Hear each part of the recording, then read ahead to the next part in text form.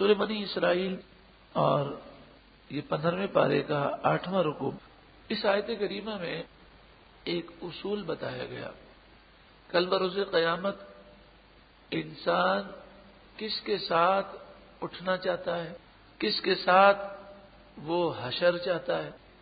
وہ جس کے ساتھ اپنا حشر چاہتا ہے اور جس کے ساتھ اٹھنا چاہتا ہے اور جس کے پیچھے پیچھے کل بروز قیامت چلنا چاہتا ہے، اسے چاہیے کہ دنیا میں بھی اسی کے کہنے پر چلے۔ جتنے کافر ہیں، جتنے بد عقیدہ ہیں، جتنے بد مذہب ہیں، وہ سب اپنے اپنے پیشواؤں کے پیچھے ہوں گے کل بروز قیامت۔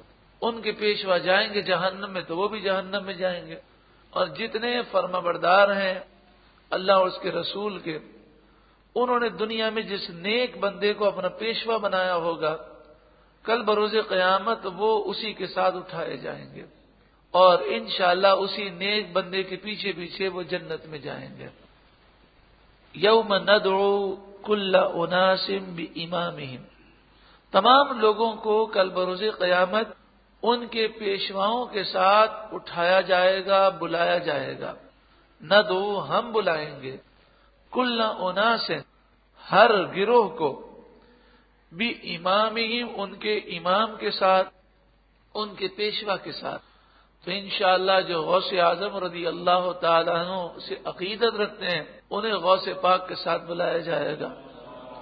جو خواجہ غریب نواز سے عقیدت رکھتے ہیں انہیں خواجہ غریب نواز کے ساتھ بلایا جائے گا، اور جو انگریزوں، عیسائیوں، یہودیوں، ہندوؤں کے وہ دیوانے ہیں، انہی کی باتوں پر وہ چلتے ہیں، انہی کی فیشن سے محبت کرتے ہیں، تو انہیں سوچنا چاہیے کہ رسول اللہ صلی اللہ علیہ وآلہ وسلم نے تو یہاں تک فرمایا من تشبہ بقوم فہو منہم، جو جس قوم سے مشابہت کرے وہ انہی میں سے ہے۔ فمن اوتی کتابہ بیمینہ، تو جسے نامہ اعمال سیدھے ہاتھ میں دیا جائے گا۔ اللہ ہمیں بھی نامہ اعمال سیدھے ہاتھ میں عطا فرمائے۔ فاولئک یقرؤون کتابہم، تو یہی وہ لوگ ہیں جو اپنا نامہ اعمال پڑھ کر سنائیں گے، کوئی شرم نہیں ہوگی، کوئی گھبراہٹ نہیں ہوگی۔ ولا یظلمون فتیلا، اور ان پر ذرہ برابر بھی ظلم نہ کیا جائے گا۔ ومن کان فی ہذہ اعمی، اور جو اس دنیا میں اندھا ہوگا، فہو فی الآخرۃ اعمی، وہ آخرت میں بھی اندھا ہوگا۔ یہاں اندھے سے مراد دل کا اندھا ہے، یعنی جو دنیا میں گمراہ ہے اور جنت کے راستے سے دور ہے، وہ آخرت میں بھی جنت کے راستے سے دور ہوگا۔ ایک دفعہ کسی بزرگ کا مناظرہ ہوا ایک ایسے بدعقیدہ شخص سے کہ جو نابینا تھا، تو مناظرے کی شروع میں اس نے کہا کہ جناب بات صرف قرآن سے ہوگی، اور قرآن کی کوئی تشریح آپ نہیں کریں گے، جو لفظی ترجمہ ہے اسی سے بات ہوگی۔ یہ جو آپ کرتے ہیں کہ جناب یہ آیت کریمہ جو ہے، یہ آیت کریمہ تو بتوں کے رد میں ہے، اس میں پکارنے سے مراد ہے کسی کو خدا سمجھ کر پکارنا، اور علم غیب ذاتی اور عطائی کا جو فرق کرتے ہیں، اور جو تشریحات آپ کرتے ہیں قرآن و حدیث کی روشنی میں اور بزرگان دین کی اقوال کی روشنی میں، وہ میں نہیں مانتا، اس نے کہا۔ یہ اس طرح کے لوگ آج بھی جو پائے جاتے ہیں، اور وہ کہتے ہیں بس قرآن پڑھو، قرآن کافی ہے، کسی مولوی کی تشریح کی ضرورت نہیں، نہ کسی صحابی کے قول کی انہیں ضرورت ہے، نعوذ باللہ من ذالک، بلکہ یہ تو بدنصیب ایسے ہیں کہ حدیث بھی نہیں مانتے۔ وہ کہتے ہیں قرآن میں سب کچھ ہے، قرآن کا ترجمہ پڑھو، جو سمجھ میں عمل کرو۔ تو ایسا ہی وہ شخص تھا، تو آپ نے فرمایا ٹھیک ہے۔ جیسے ہی مناظرہ شروع ہوا حضرت نے یہ آیت پڑھی۔ اب وہ بدعقیدہ شخص خود اندھا تھا، تو آپ نے فرمایا اس کا ترجمہ کیجیے۔ اس نے کہا میں نہیں کرتا ترجمہ۔ آپ نے فرمایا کیوں نہیں کرتے؟ اب لوگوں کو تو پتہ نہیں تھا کہ اس آیت کا ترجمہ کیا ہے، تو لوگ بڑے پریشان ہوئے کہ یہ اتنا بڑا اپنے آپ کو عالم کہتا ہے، اس کو قرآن کی آیت کا ترجمہ نہیں آتا۔ آپ نے پھر پڑھی ومن کان فی ہذہ اعمی فہو فی الآخرۃ اعمی۔ آپ نے کہا آپ ترجمہ کیجیے۔ اس نے کہا میں ترجمہ نہیں کرتا اس کا۔ تو آپ نے کہا کیوں نہیں کرتے؟ کہا بس میں اس آیت کا ترجمہ نہیں کروں گا۔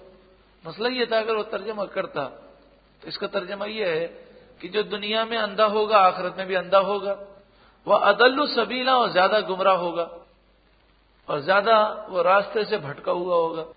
اب وہ یہ ترجمہ کرتا تو حضرت کہتے ہیں کہ اب اس کی آپ کوئی تشریح نہیں کر سکتے، کیونکہ آپ نے کہا کوئی تشریح نہیں کرنے، تو آپ اندھے ہیں تو کل بروز قیامت بھی آپ اندھے ہی ہوں گے، اس کا تو مطلب یہ ہوا، اور راستے سے زیادہ بھٹکے ہوئے ہوں گے، تو اس سے مجبور ہو کر کہنا پڑتا کہ مولانا صاحب یہاں اندھے سے مراد یہ اندھا نہیں ہے بلکہ دل کا اندھا ہے۔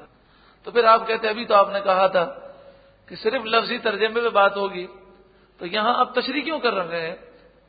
تو اس موقع پر یہ مناظرہ ہار جاتا۔ تو لوگوں نے، چونکہ دیہاتی لوگ تھے، انہیں تو معلوم نہیں تھا کہ اس آیت کا ترجمہ کیا ہے، تو لوگ کہنے لگے مولانا صاحب بڑی شرم کی بات ہے، آپ کو ایک آیت کا ترجمہ نہیں آتا، مناظرہ کرنے کے لیے آ گئے۔ تو آخر کار اس نے ترجمہ نہیں کیا، وہ اٹھ کر بھاگ گیا۔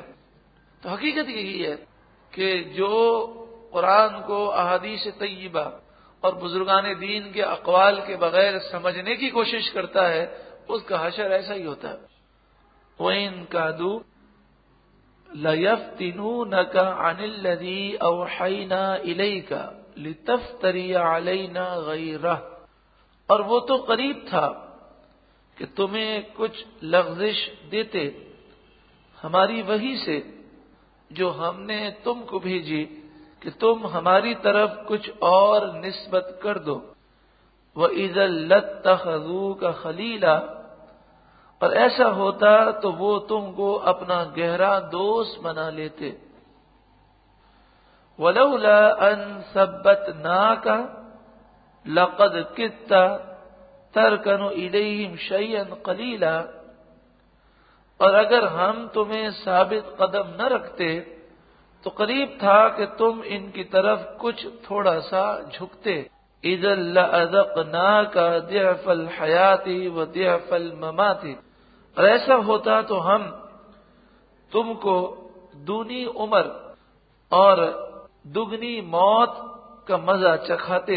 ثم لا تجد لك علینا نصیرا، پھر تم ہمارے مقابل اپنا کوئی مددگار نہ پاتے۔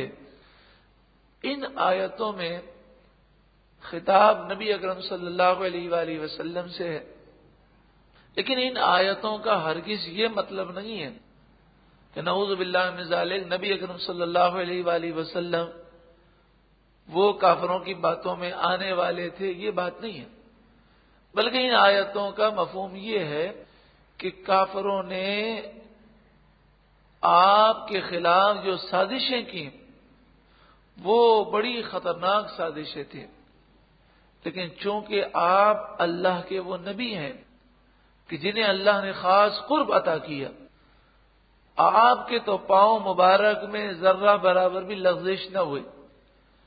ان کی سازشیں ایسی تھیں کہ اگر کوئی پہاڑ بھی ہوتا تو وہ بھی ہل جاتا، لیکن اللہ نے آپ کو وہ خاص مقام و مرتبہ دیا ہے کہ ان کی سازشوں کا آپ پر کوئی اثر نہ ہوا۔ یہ مطلب ہے تمام نبی معصوم ہیں، اور یہ ممکن ہی نہیں کہ وہ کسی کافر کی باتوں سے وہ متاثر ہوں، گناہوں میں پڑیں، یہ ممکن ہی نہیں ہے۔ وَإِن كَادُوا لَيَسْتَفِزُّونَكَ مِنَ الْأَرْضِ، اور بے شک قریب تھا کہ یہ کافر تمہیں زمین سے نکال دیں، وہ تمہیں زمین سے کھسکا دیں، لِيُخْرِجُوكَ مِنْهَا، تاکہ وہ آپ کو یہاں سے نکال دیں۔ اس سے مراد یہ ہے کہ کافروں نے آپ کو شہید کرنے کی بھرپور کوشش کی اور بڑا زور لگایا، یہ مراد ہے۔ وَإِذًا لَّا يَلْبَثُونَ خِلَافَكَ إِلَّا قَلِيلًا، اور اگر وہ اس میں کامیاب ہو جاتے اور آپ کو شہید کر دیتے تو پھر آپ کے بعد وہ فوراً ہلاک و برباد ہو جاتے، پھر وہ باقی نہ رہ سکتے۔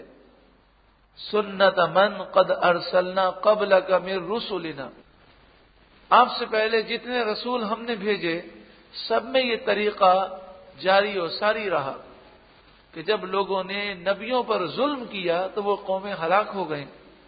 وَلَا تَجِدُ لِسُنَّتِنَا تَحْوِيلًا، اور تم ہمارے طریقے کو بدلا ہوا نہ پاؤ گے۔ تو نبی اکرم صلی اللہ علیہ وآلہ وسلم تو اللہ تعالیٰ نے ان کے حملے سے محفوظ رکھا، اور اس کی برکتوں سے کافروں پر عذاب نہیں آیا، انہیں مہلت دی گئی اور انہیں اللہ نے توبہ کی توفیق عطا فرمائی، اور عرب کے اکثر کافر وہ رسول اللہ پر ایمان لے آئے۔